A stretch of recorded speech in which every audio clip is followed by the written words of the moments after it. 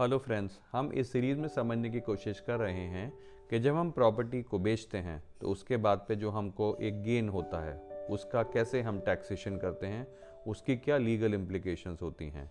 तो अभी तक जो हमने समझा है वो शॉर्ट टर्म और लॉन्ग टर्म कैपिटल गेन समझा है और उनको कैसे टैक्स किया जाता है। अब हम आगे चलते हैं। अगर आपको जब भी कोई गेन होता है, हर कोई चाहता है कि उसमें से कुछ बचा सकें हम, मतलब हमें टैक्स की इम्प्लीकेशन ना देनी पड़े। तो शॉर्ट टर्म कैपिटल गेन में तो नहीं हो पाता, बट जो भी लॉन्ग टर्म कैपिटल गेन है, यानी कोई प्रॉपर्टी अगर 24 महीने से उससे ज़्यादा आपने होल्ड की और फिर बेची है, तो उस प्रॉपर्टी के ऊपर गवर्नमेंट आपको बोलती है कि जो भी आपका कैपिटल गेन है आप उसको बचा सकते हैं।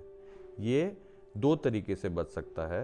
सेक्शन 54 बताता है कि आप जो प्रॉपर्टी आपने बेची है, अगर उसकी जो सेल कंसिडरेशन या जो प्रोसीड्स है या जो सेल का जो पैसा आया है, अगर आप उसको किसी और प्रॉपर्टी के अंदर इन्वेस्ट कर देते हैं रेजिडेंशियल, तो आप अपना जो कैपिटल गेन है उसको बचा सकते हैं। और इसकी दो स्टिपुलेशंस हैं। पहली, आप 1 साल पहले आप खरीद सकते हैं प्रॉपर्टी या 2 साल बाद। यानी अगर जैसे एग्जांपल आपने 1 जनवरी 2024 को प्रॉपर्टी बेची थी, तो आप 1 जनवरी 2023 के अंदर अंदर वो प्रॉपर्टी को खरीद चुके हो नई वाली, या 2 साल बाद 1 जनवरी 2025 तक वो प्रॉपर्टी आपने खरीद ली हो।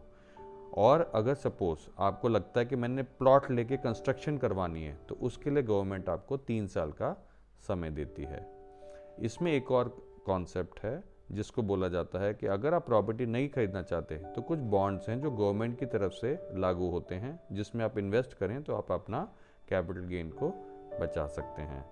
जब फाइनेंशियल ईयर एंड हो रहा हो, यानी फॉर एग्जांपल जैसे 1 जनवरी 2024 को आपने प्रॉपर्टी बेची है और आपका फाइनेंशियल ईयर एंड हो रहा है 31 मार्च 2024, तो अगर वहाँ तक आपने वो प्रॉपर्टी नहीं खरीद पाए हैं तो उसके लिए एक स्पेसिफिक अकाउंट होता है जो बैंक्स के अंदर खुलता है, जिसको बोला जाता है capital gain account scheme.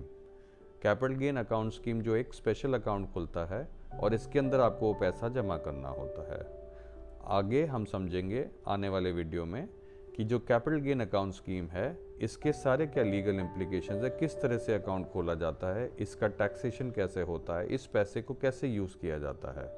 I hope ये सीरीज़ के साथ आप जुड़े रहेंगे और अपनी नॉलेज प्रॉपर्टी को बेचने के बाद आपको क्या क्या करना होता है उसको बढ़ाएंगे। नमस्कार, थैंक यू सो मच।